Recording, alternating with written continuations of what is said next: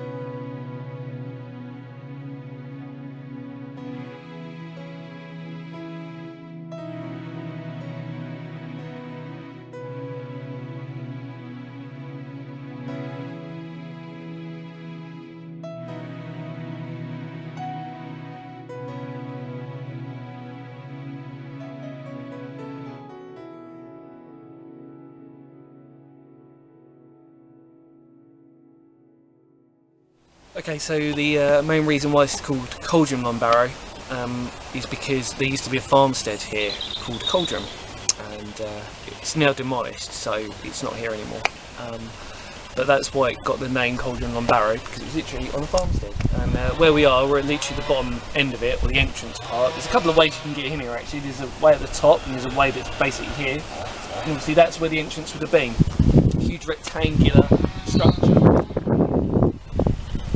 So yeah, there must have been about, they reckon there's about 17 people who were buried here in the tomb, which I'm going to show you later where that actually was, east facing. But they reckon between 17 and 22. In fact, on that new information tablet, there's about, they reckon about 22. Actually, if you go on Wikipedia, there's about 17. But they're all men, women and children, so it's a complete variety of people. And most of the people who would have probably been a part of this would have probably just been natural farmers, like pastoral farmers who were working around this landscape.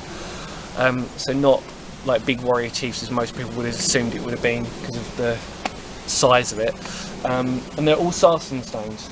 So these are all the types of stones that you'll see with, like Stonehenge for example, types of stones that you get used. And they're huge, huge big things, and like I said, this is mega. I mean, like, the fact of people having to move things must have been an incredible task to do it in its own right. It's quite a small location, but like I said, in a beautiful day like this, can't really go wrong. So what we're going to do is we're going to probably just do a couple more little mini videos of just like us talking a couple of extra things about it, and just take you for a look around. And yeah, like I said, the idea of me doing videos like this is so that people can just come down there and just check it out, you know what I mean, be a part of it. And because this place is so pretty much in the middle of nowhere, it's near Trottiscliffe, but it's quite easily accessible and you can easily research it if you want to. So like I said, come down there and check it out, but we're going to do a couple more videos, so I hope you enjoy them. See you in a minute.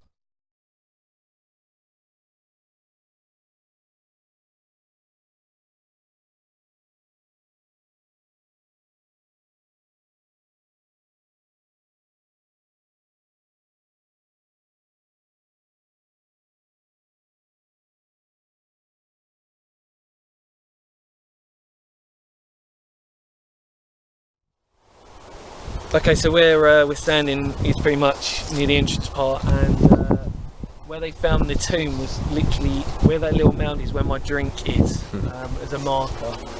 And it was all in a chambered part of the area, and so they would have been on like shelves. and there was parts with like, there were certain parts of skulls, there were certain parts of bone, there was some whole bodies. It's kind of like pretty much a cluster of sort of different parts of skeletons. So I think the research is still being undergoing on that as to what they're actually going to do with that, or how they're figuring that side of things out as to what that all meant. But like I said, I really recommend that you should all just come down here and check this place out. You can stand on here. I'm not doing this illegally just because there's a fence around here. You can actually do this. Like I said before, I've had so many happy moments on here. Obviously that's where a fire pit was, where people have been doing fires, although you're not allowed to do that anymore, but I know people still do that. But try and take advantage of coming down here now, because it is part of the Medway megaliths, and if you've seen my previous videos, which I've pretty much covered all of them now, this is kind of like the final one, and it's probably the most well preserved and the biggest, to be honest. And this also gives you an indication of what Kit's Coty looks like, Kit's Coty, because what you see on Kit's Coty is that, but you see with a capstone on top. So really that's just how farming and everything is just completely sheared it away, so it's now flat grassland. But like I said, please come down here, please you can check it out and enjoy it, and I hope you have as much of a lovely time weather-wise as we have. And quickly, one final thing, I'm just going to quickly point out, over there is that tree which has got like loads of really cool like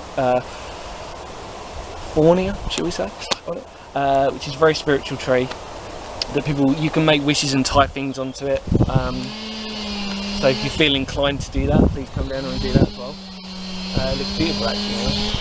And yeah, they've done a really good job of maintaining this place, so whatever you do, pick up your litter when you're here and look after it as much as it should, because for generations it should be well preserved. So see you later guys, check it out.